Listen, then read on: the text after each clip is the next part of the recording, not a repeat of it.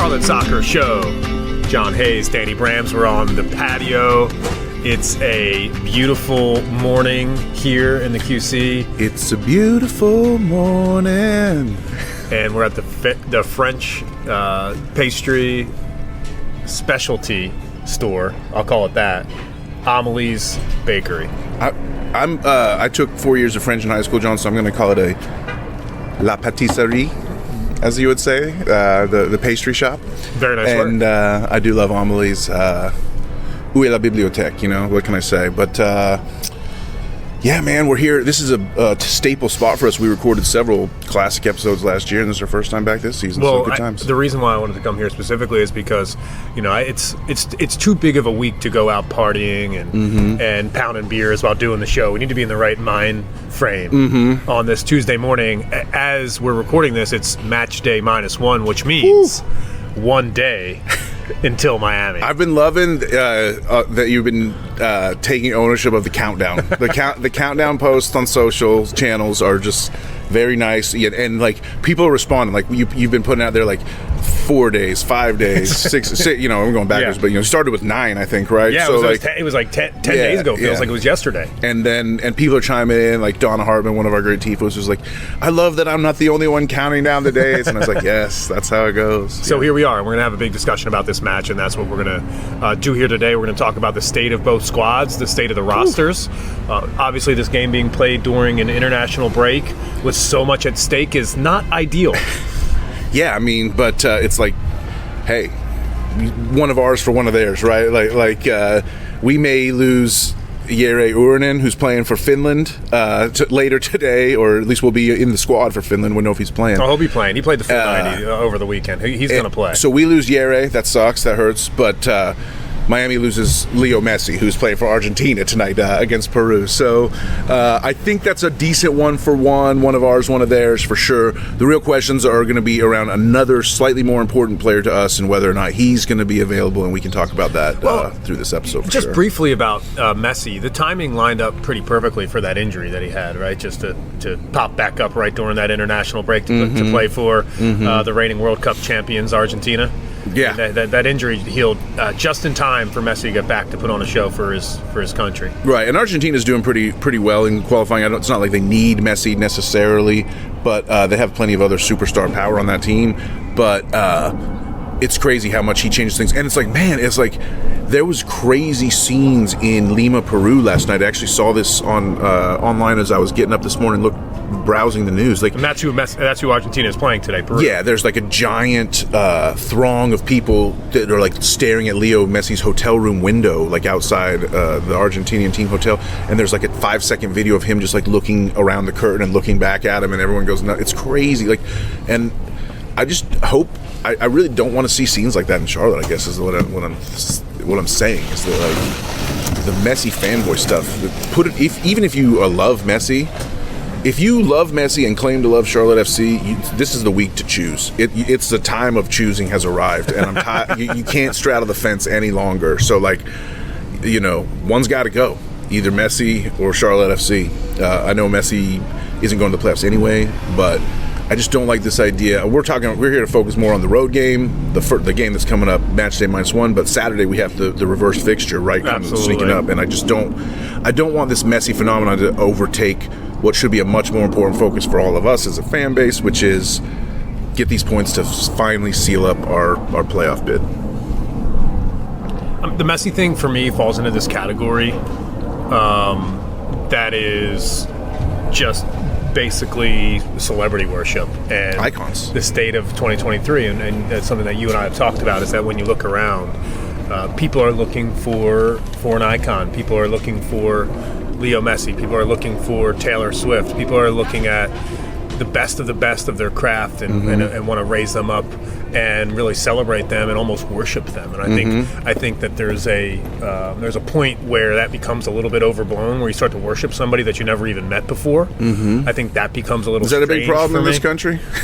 Worship of one individual? Who would have thought? Yeah, I mean, and it's part of the celebrity culture, and it seeps into politics. It's now seeping into sports. It seeps into music, where everybody has to pick the icon and defend that icon. and go as far as humanly possible to make sure that nobody says a bad word about it. And what I'll say simply about Messi is that I think that the way MLS brought Messi into the league, and I think the way that they propped Inter Miami up, only to play in these 2 matches against Charlotte and not have a fucking chance to make the playoffs, and Messi be playing with Argentina, is an absolute joke. Miami should be embarrassed for what they did. I think Miami should be, quite frankly, relegated from MLS. Right. I mean, exactly. Why can't bring they the USL champions up? Yeah, exactly. Why not? One of the worst teams I've ever seen. Them in Toronto. Right. Let's take them out of MLS and let's. You know what, Danny? I'm starting to actually feel it a little bit. Yeah. Because there's a lot of players missing for Miami on Wednesday night, and I think Charlotte has a chance to beat Miami 7-0. I mean, a road match in MLS is always going to be tough. You know how many people are going to be at that stadium? Almost none. Yeah. Right. About 5. Right. It's crazy. I remember it's been quite a roller coaster for those Miami folks this year because they started the season as like diehard supporters of a shit club, and then they had to witness this thing that they love get taken over by a icon phenomenon, like you said, and then just get kind of used and abused and left on the side of the road for dead at the end of it, you know. So like, I agree with you. I don't see any reason for a Miami supporter to show up at this match. I think if you're listening, President Lebu, like, let's buy 5,000 tickets at Drive Pink Stadium, give them away to supporters, and get some people down to that match tonight. Let's go. I mean, I'll take a flight. I don't think I want to get on a bus. I'll hop on a flight. At this point, we might have to hop on a flight. Can you imagine a bus trip to Miami with all your fellow For the Crownies? Yeah. I mean, let's just say the bus would be everyone on the bus would be absolutely obliterated by the time they got there.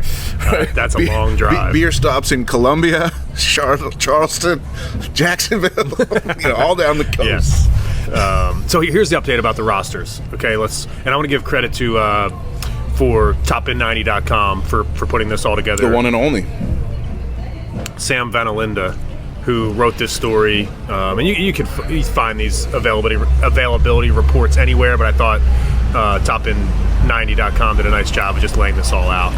And just briefly, we've talked about it here. Karol Swiderski, Yuri Uranin, Bill Tuiloma, those 3 players going to play for their countries. I expect Karol Swiderski to be back. We'll get into that conversation in just a second. But we mentioned Messi. Who we didn't mention is Josef Martinez, playing for Venezuela during this break. Did not feature for Venezuela. Daddy Nonis. In a 1-1 draw against Brazil. That's a really nice result for Venezuela over the weekend. Yeah. Shout out MLS playing a part in that one. Jefferson Savarino with the assist to equalize against Brazil for Venezuela. So Venezuela and Chile will be playing on Tuesday, the day we're recording this podcast. That means Josef sucks. Yeah. I wish he was playing. He's horrible. Okay, fair enough. Robert Taylor, somebody that he's a danger man. Is a danger man that has played really, really well. He's teammates with Yuri on the Finnish squad. To win? He's you know what? And the classic that traditional Finnish name Taylor. So not expecting Robert Taylor to be part of this match. Sergei Kristov as well, the Ukraine center back. Ukraine facing Malta in European Euro qualifiers. They need something to go good for them. And Benjamin, who is this? I don't even know. Ben Cremaschi. I don't even know who this is. Ben Cremaschi is actually playing for the United States Olympic team. I would say get familiar. He's an Argentinian American, 18, 17-year-old, I think, who has really just come into his own. He's a huge prospect for Miami. He's like the only bright spot Miami has outside of their Barcelona by the way to victory plan that they tried. But he's going to, if he chooses the U.S., which I think he will, because I don't think he's one of those like not good enough to play for Argentina, but could be really good for the U.S. So we'll see. Okay, cool. Yeah, that's something that I learned. Typically when a player is playing for the Olympic team, I don't take it very seriously because the Olympic roster typically falls way down to these young guys.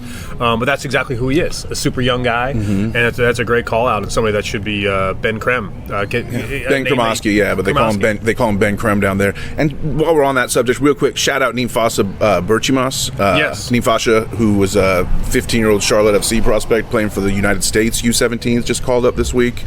Future's bright, baby. We got prospects galore in the pipeline.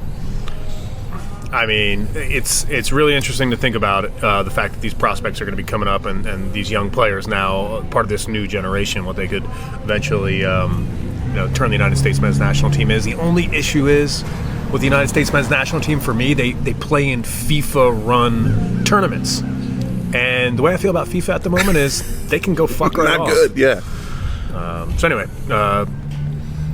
Kamal Miller, center back. One of their better defenders, for sure. He could make it back in time for the match on Wednesday. Canada only playing one match during this international break, and it was over the weekend. I mean, if he has any pride whatsoever in his club, he's there to play. Yeah. But the question is, does he have pride in his club? Right. What are they playing for? They can't make the playoffs. Facundo Farias, he's one of their new boys that they saw. He's like, I think he's a DP for them, I could be wrong, but he's been whether he's a DP or just a high-level tammer, he's just a guy that is another one for the future for them that they brought in this year. He's Argentinian, if I remember correctly. He is. He's one of those Messi told us to go sign this guy type of things. Well, keep an eye out. Yeah. Keep an eye out for him because he was called up by Scaloni, but played with the Argentinian U23 squad over the weekend. So yeah, and I doubt that he gets. He has at least one MLS goal, I think. So maybe he's somebody that will play on Wednesday night with the absence of so many players. Sure. And then they got to put somebody out there. And then a couple more, Jordi Alba and Leo Campagna. Oof, the other Leo. Both have been out due to hamstring injuries, and their projected return date is like right now. I mean, that's so huge for us if Alba doesn't play, because we know Messi's not playing, but they still get a pretty nice experience and technical and skill advantage if they can put Jordi Alba out there. Granted, he's not necessarily a one-man destroyer. He's someone who's like a really nice complementary piece running alongside of a Messi, but still, he's really, someone that we don't want to see out there if we don't have to. So, yeah, Campagna's a striker for them. He's sort of rotates in and out of the starting lineup for them. So, with no Joseph, no Campagna, no Taylor, it does start to look a little toothless in the attack for Miami. So that is good. I feel like dare I summon the gods and say clean sheet 3 times staring into a mirror? Can I summon forth a clean sheet the third time in a row for Christian Kalina? Who knows? I don't know. I think we should win. The difficulty, everybody that you said is out is a long list for Miami. Those are starters. Those are key role players, key subs. So like that has to swing the advantage Charlotte's way, even though we're on the road. And where it really becomes the guys that you didn't mention is who my mind starts to drift to, and it's Sergio Busquets. Yes, and that the was third Barca boy. That is who is now available, and that's the next part of the show. Is like who is going to play for Miami, and who do we have to kind of circle as a potential threat to Charlotte FC on Wednesday? Busquets, obviously such a threat with a long pass. Like I just said, we're not quite sure who he's going to be making those long passes to in this situation because the Miami attack is missing so much frontline starting talent. But Busquets is dangerous. He's also, defensively good.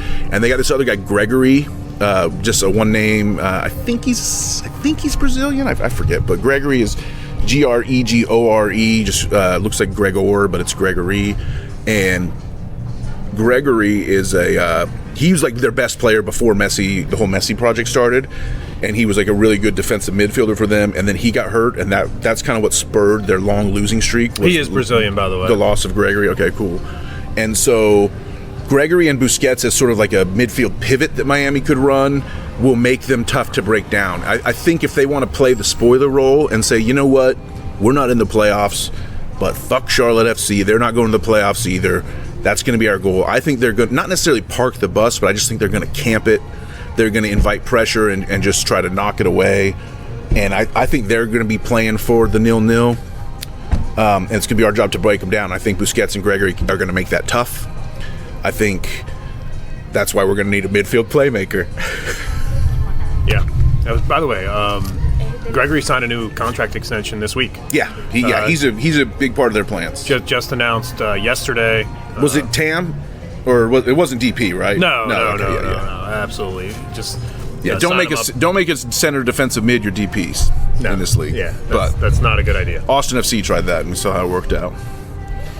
So we want to get to the Miami part of this conversation first, because I think that's critically important if you're somebody who's tuning into the match on Wednesday. Know your opponent. To gain a little bit of perspective. And we're doing daily episodes this week, so there's a lot to talk about, and I think that's a very good thing to focus on. Yeah, and and we're not going to take a deep dive into certain things like that, and that's why we're doing this full episode here this morning, to deep dive into both these roster situations and understand exactly what's on the line. So I think what you were alluding to was the idea of Karol Swiderski's availability.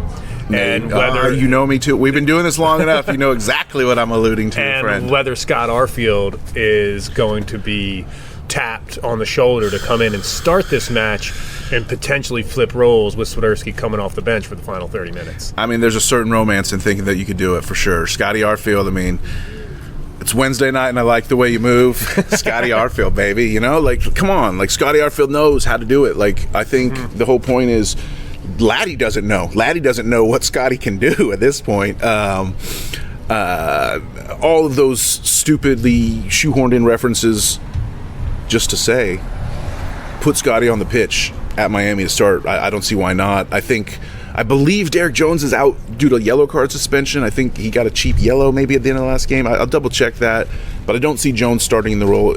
Some people are going to say it should be Karol, that Karol has, that's what, and I think, are you on the Karol's probably still going to start train? Because I don't see it happening. Not after playing 120 minutes at the weekend with Poland,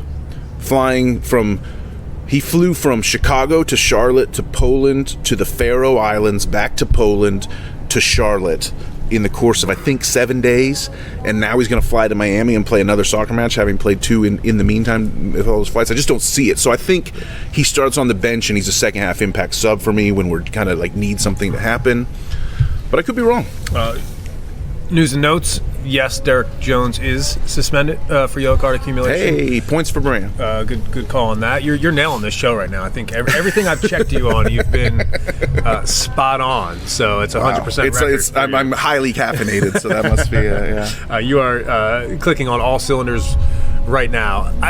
For me specifically, Danny, am I in the boat of somebody that thinks Karol Swiderski could start? And my answer is yes. And the reason simply is because he played on, was it Sunday or Saturday? Sunday. It was Sunday. Yeah. And if you can get out of there Monday and get straight to Miami to meet up with your teammates on Tuesday, it depends how you feel after all that travel, right? And I think a major problem for Karol Swiderski would have been to return to Charlotte. There would have been no point, in my opinion, to return to Charlotte. I think you have to fly directly to Miami from Europe and meet up with the team there and be ready to go and ready to play. I think if Karol Swiderski is a man for both club and country, this is the type of game that separates you from everybody else in the game. This is the type of performance that makes you a top transfer target. This is the type of performance and the type of opportunity, and that doesn't mean he has to start. And I think that's something else that is important here. It doesn't mean he has to start. What it means is he needs to contribute in this match. I think if Karol Swiderski is not in this squad, I think that is a sign that something's wrong, that he's not feeling well after the travel, that his body is not dealing with all those miles properly, and Christian Lattanzio is saving him for Saturday, which could be on his mind. All right. Here's what I want to do. Let's just consider the course of a month. A lot can happen in a month, right? Yes. Today's date, October 17th, right? Yes. I think, if my math is correct. Yeah, you got that right, too. Let me look at the position of the sun. Oh, it's October 17th. Wait, what meridian are we on? I forget. Okay, sorry. Oh, there's a clock. Okay, even better. I'm going to go back to October 17th. Okay. Or September 17th, excuse me. Yes. September 17th was one day after the 0-0 draw to DC United that basically made all of us want to sell our season tickets and go jump off the top of Bank of America Stadium and see if there was a pond at the bottom, hopefully. All of that stuff. It was kind of a low point of the season, if you will, of the late season for me. A low point of the late season, let's call it. Yeah, brutal. Needed to score multiple goals in that match. Karol Swiderski woke up on October 17th and said, I'm on a fucking mission. Okay. Next game, Charlotte, Philadelphia, goal Swiderski. Sadly, it was a 2-2 draw. next game there after that was Cincinnati. We don't need to talk about. 2 games there after that, New England versus Charlotte. We lost 2-1. That was another low point, but goal Swiderski. At that point, it's starting to build. The results aren't coming, but you're starting to see the product. Next game, Chicago-Toronto. Swiderski, 2 goals and an assist. Next game, Charlotte at Chicago. Penalty kick goal scored by Swiderski. Goes to Poland. Late sub in for the Faroe Islands match. Makes a couple impactful runs, no stats, but has a 6.7 rating in 20-some minutes of play. Not Fine. bad. Next goal, Poland-Moldova. Poland's desperately trailing, needs a goal, or their Euro qualification dreams are going down the tubes. Scores a late equalizer for Poland, 8.3 rating. The guy has 1, 2, 3, 4, 5, 6, 7 decisive actions, goal or assist, in his last 8 matches for club and country, as you say. He's a talisman. Yeah, and that's exactly where I am with this situation, and I'm glad that you're helping me make my point, which is very simply that there could be only 2 remaining MLS matches that we see Karol Swiderski play for Charlotte FC. Whoa. I don't want to think about that, but yeah. So in that scenario, Right. you gotta squeeze every ounce of juice. And if he doesn't play this first one, it increases the odds that they are his only 2 matches. Like, Yeah. it hurt, we have a less of a chance to make the playoffs without Swiderski in this match. Although I still think we can win it without him. I don't disagree. And I think the point of this debate is simply, will Karol Swiderski be in the squad? I think emphatically we both say yes. I want him at 100% strength for the decision day Saturday match is my thing. Yep. So I'm content to rest him for the match at Miami, because I think what I like is what the scenario I see playing out is, let's use this road game at Miami and say, okay, we've been doing things really well, but now teams know what we're doing. Let's do a slight switch it up and just build the whole thing around Enzo for a game, and let's make it Copetti's team. My goal in this whole thing would be to set up Enzo Copetti to get a hat trick. I would say, I know that's runs counter. I know no coach is actually going to do this in real life, because no coach would ever tell the team, make it all about one player. But if I was the coach in my crazy world where this would work, I would say, guys, let's go out and get Enzo the fucking match ball today. Let's all be about making this guy feel good, because he's going to be the focal point of the team next year, presumably, if Swiderski leaves. Let's see a little preview of that in Miami on Wednesday. And let Scotty Arfield pull the strings right in the midfield position there, sitting in behind the striker, and Arfield could be somebody that surprises Miami, who shows up on Wednesday and makes things happen. Either way, I think it's really Arfield nice. and Westwood and Diagra working together, just running a little Euro zone on these Miami boys. I love it. Yeah, I think hearing that option is a really great thing, right? Because in the past, if Swiderski isn't available or is going to be used as a substitute, there's just not a ton of options. You think about somebody like Ben Bender that would come in, and Arfield is a massive step up from somebody like a Ben Bender.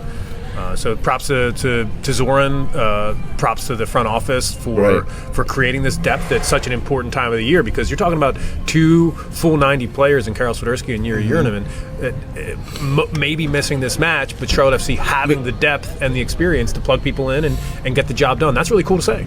And there's one name I haven't heard you say yet that I know you love to say, who could make an impact in this game, especially if Karol Swiderski is not available up top, whether it's as a starter or as a sub. You're thinking about Ajamon. There you go. Yeah. And it's somebody that I've thought about. Could you start Patrick Ajamon in this match? I don't think so. I think Patrick Ajamon is in a really good position right now to be used tactically when you need to push in the final 30 minutes.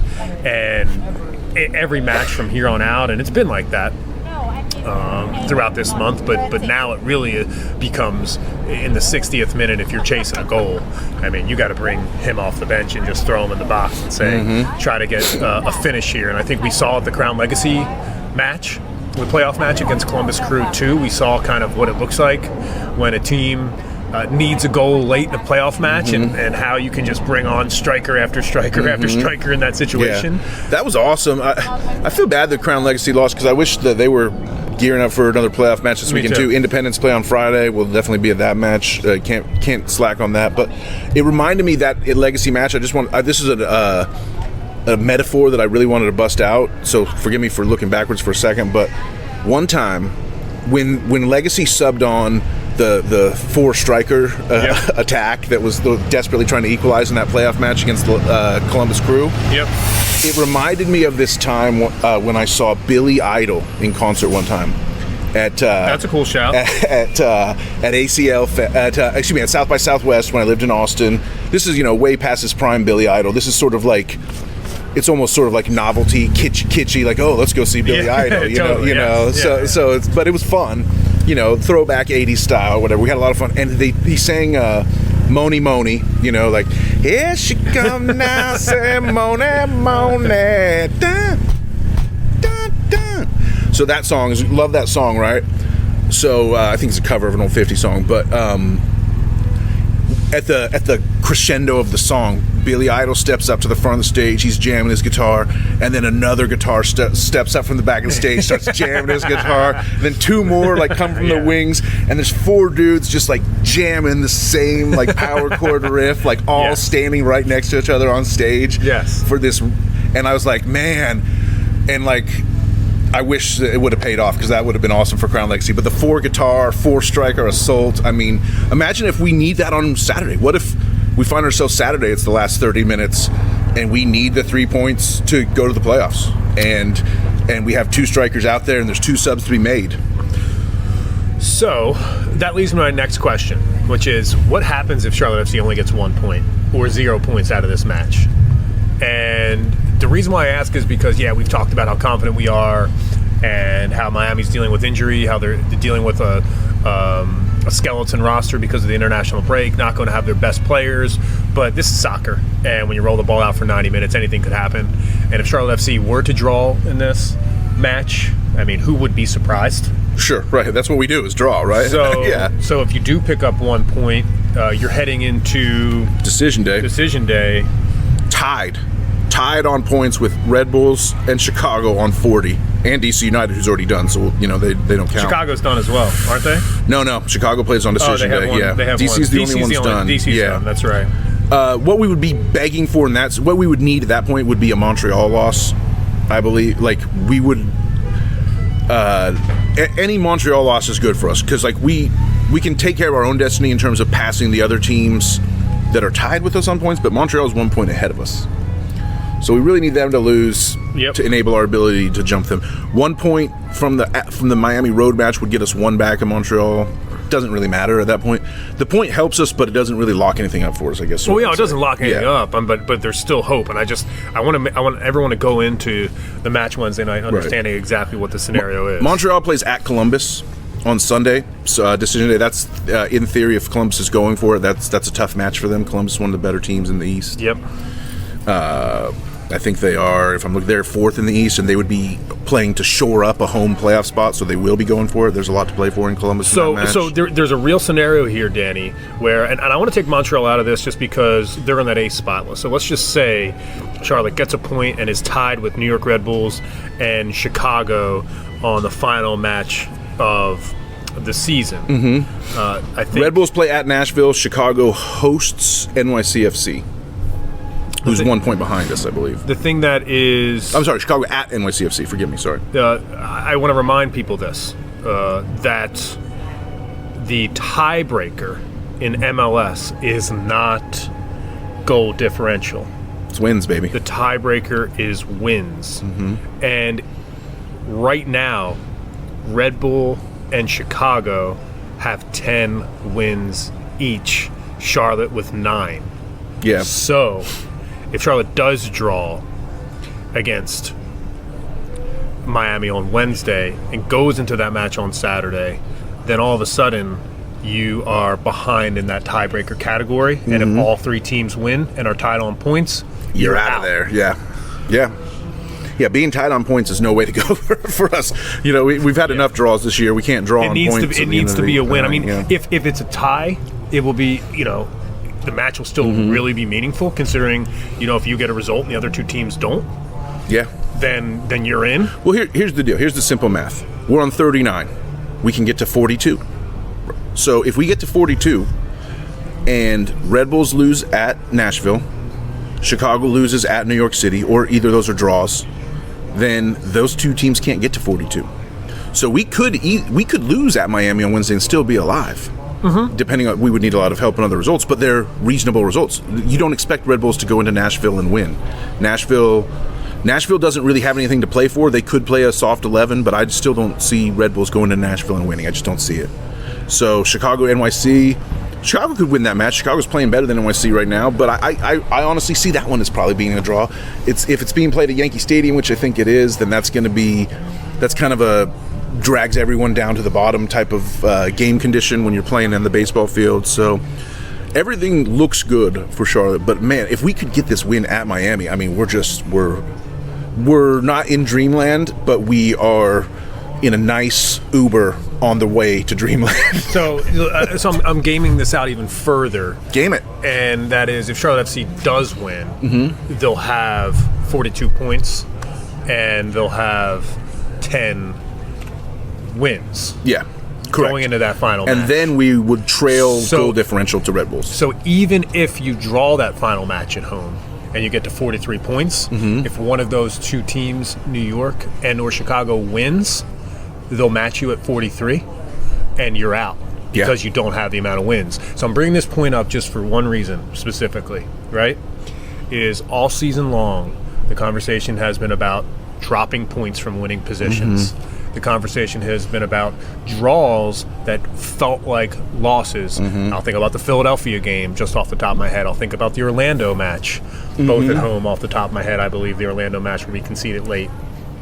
Yeah, man. Kick. I mean, but my point is that there might be it might come down to this winning tiebreaker, and all the draws all season long will end up having given that final nail into the coffin. Right. It's potentially setting up for that. It's amazing that it comes down, like, the theme of the season, draw for wild card, baby. You know what I'm saying? Like that should be maybe that's the name of the episode. Draw for no wild card.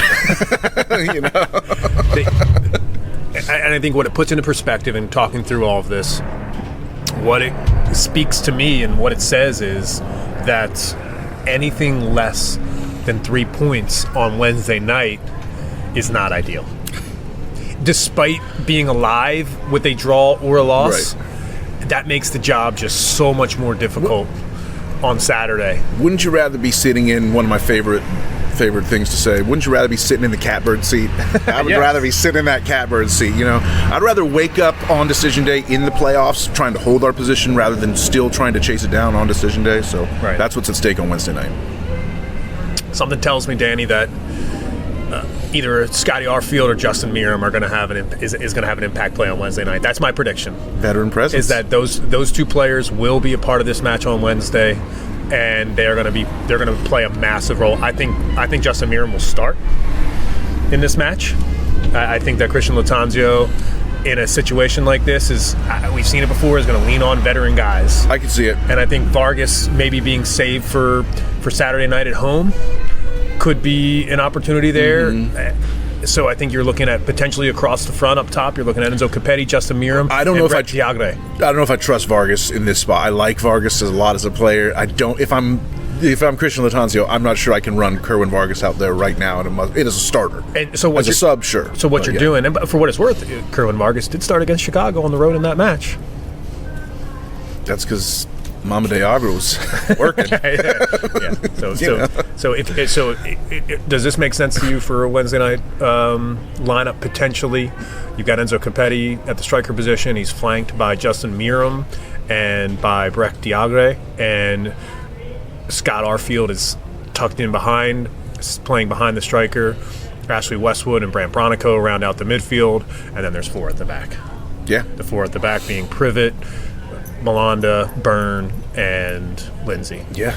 JL24, baby. That would this probably... moment is yours. Go get it. That could be the squad. Obviously, Karol Swiderski comes in for Arfield, and potentially a Vargas in for Meram. But I mentioned this on a podcast last week about how, to me, it seems like Arfield and Meram are attached at the hip.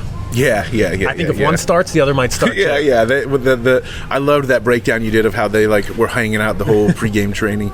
So I think Arfield should start for Swiderski. I don't know if he will. It's possible that maybe Lattanzio just doesn't see him as a capable of the full 90. Maybe he just doesn't see him as having, what I'm saying? But my point is like, if Arfield starts in that situation, he's told, hey, you're going 60. That's probably potentially true as well. But what I think could happen is maybe you take Deagra off the wing, which I've been begging for, put him in the 8 spot for Karol, and start Miram at the wing. Because I think Jaws starts. I think Josviak has earned his way to start. It's tough. Like, he just adds a dimension that is nice when he's playing well, and he's playing well. Yeah, but when if Karol's not on the pitch, that's true. He only wants to play for he's like, wait a minute. He's like, oh my gosh. My brother's not out here. My Polish brother is not out here. My older brother. Which we shouted out the Polish connection at the Crown Legacy match, how Josviak was playing Uncle of the Year with Sobaczynski's kid, and we're like, yeah, but Karol wasn't there. The third of the Polish trio wasn't there. Shout out Woody Wilder, Charlotte FC comms, hit us up immediately. Said, hey, I listened to the episode, guys. Thank you. Karol went straight from Chicago to Poland. He couldn't be there at the Legacy match, so stick it up for the guy. I love you, Woody. Thanks for the clarification on that one. Exactly the same way he went straight to Poland, he's coming straight back to Miami. Oh, would be nice. And so here we are. It's the eve of this massive match night on Wednesday night. What are we doing for this match? Are we going to EPR for this match? I think we have to, man. Are you going in the bunker? It feels like we should go. I think we have to. Yeah, it feels like we should. Much like you said, this is potentially Karol's last 2 games for Charlotte. If things go wrong, this is potentially our last watch party if things go wrong. And there's no one, whether things go right or wrong, there's no one I'd rather be with on Wednesday night than my EPR crew. We have a great crew out there, these watch parties. The regulars who come, we love you all. You know who you are. I'm not going to hurt anybody's feelings by shouting out names and leaving somebody out, but I want to see all of y'all. If you've been there once, you need to be there on Wednesday. It's a midweek. It's everything. This is for the club. This is like, if you can't bring it now, when can you bring it? You know what I'm saying? Like I don't care if you have a piano recital to go to, or you're supposed to shag balls for your kid's soccer practice. Cancel it all. Get to EPR on Wednesday night. If you're not in Miami, I expect to see you there. The good news is the kick is at 8 o'clock. It's the lone game on Island game, baby. It's the only game in town. It's the only game in the world, pretty much, considering the international break ends today. Yeah, Argentina, Brazil, and Korea are playing. I just know that from So Rare, but yeah, this is the only MLS game. It's the only game in North America, let's say. Yes, that's a good way to put it. Which is a pretty big place. It's Charlotte Soccer Show. John Hayes, Danny Brams. We're here on the patio at Amelie's French Bakery. Had a nice cappuccino this morning. C'est bon, mon ami.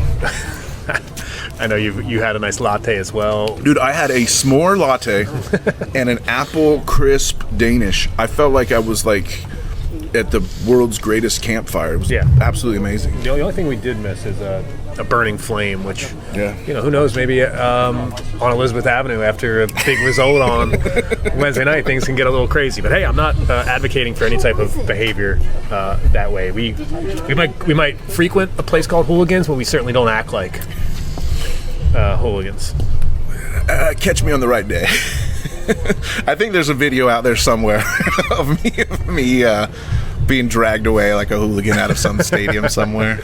I've never seen it, but I've been told it exists. So it's here. I mean, I feel like there's just so much that we could talk about, but I feel like we've covered the basics. We've gone we've taken a deep dive into this match. We've talked about the depth of both rosters. I've given my prediction. I think Charlotte FC wins, and I think there's a goal contribution by Justin Miram or Scott Arfield. What's your take? I think Charlotte FC wins by a goal that includes both Justin Miram and Scotty Arfield. Oh, that'd be sweet. That would be really sweet. The old guys still got it ×2. It's a massive moment for the club. I think this is game 3 of 4, right? There was got to identify that as well. Mm-hmm. There was technically it's game 10 of 11. The 11 wins in a row we were supposed to get, we didn't get. But we do have 2 wins in a row. Yes, we do. And Wednesday could be 3, and Saturday could be 4. We'll be back with a short form episode on match day as well. We'll be back on Thursday and Friday this week. And back on the weekend as well. It's a massive week for the Charlotte Soccer Show. We appreciate everybody being here. The TIFOs are tremendous friends of the show. Hit us up on Twitter. Let us know what you think about the show. And do us a favor. Leave us a rating. We haven't had a review in over a month on Apple Podcasts. So if you've been listening to the show and you've been enjoying this and you haven't dropped a review for us yet, do us a favor. Drop us that review. Tell us what you like about the show. It's playoff time, maybe. You get on your game and drop a review. What the hell? Come on. We're not asking for much. I feel like Laddie Daddy over here admonishing you guys. Congratulations. I love you, though. Congratulations to everybody involved with Charlotte FC and Charlotte Independence and everything that's happening in the city right now, because, with the Panthers at 0-6 and heading into a bye week this week, I believe, for the Panthers. Right. What has this city turned into, Danny? A soccer city, of course. And the best thing, did you see the turnout for Mexico-Ghana? No. Bank of America Stadium absolutely packed for a friendly between Mexico and Ghana on Saturday night. Unfortunately, there was some fighting in the stands. That's never good to see, but it is soccer. There's going to be a little bit of hooliganism involved. Hopefully, everyone that committed crimes went to jail and nobody went to the hospital. I'm not 100% sure, but Harrison Awful was there on IG Live in a suite at BOA with a bunch of his buddies. Makes sense. From Ghana. They were just like partying up. It was awesome to see his IG Live for a few minutes. So the Soccer City vibes are good. Here's what I will say. Here's good news for those of y'all sick enough to be Panther fans out there. The Panthers won't have to trade for the number 1 pick this time. Just get it again. They're going to earn it. They're going to earn that number 1 pick this year. It's the Charlotte Soccer Show. John Hayes, Danny Brams. Thanks for tuning in. And it's time. It's time for this club to put its money where its mouth is. This club has talked playoffs since day one, and we're legitimately going into 2 matches in the span of 3 days, 4 days. You could call this the wild card to the wild card. This is a home and home series that might as well be a playoff series. Hit us up on our social channels at For the Crown Baby on X and at Charlotte Soccer City. We'll, on match day, have Charlotte Soccer City absolutely cooking to get hyped for the match. So make sure you follow us there on Instagram. And until next time. For the Crown Baby.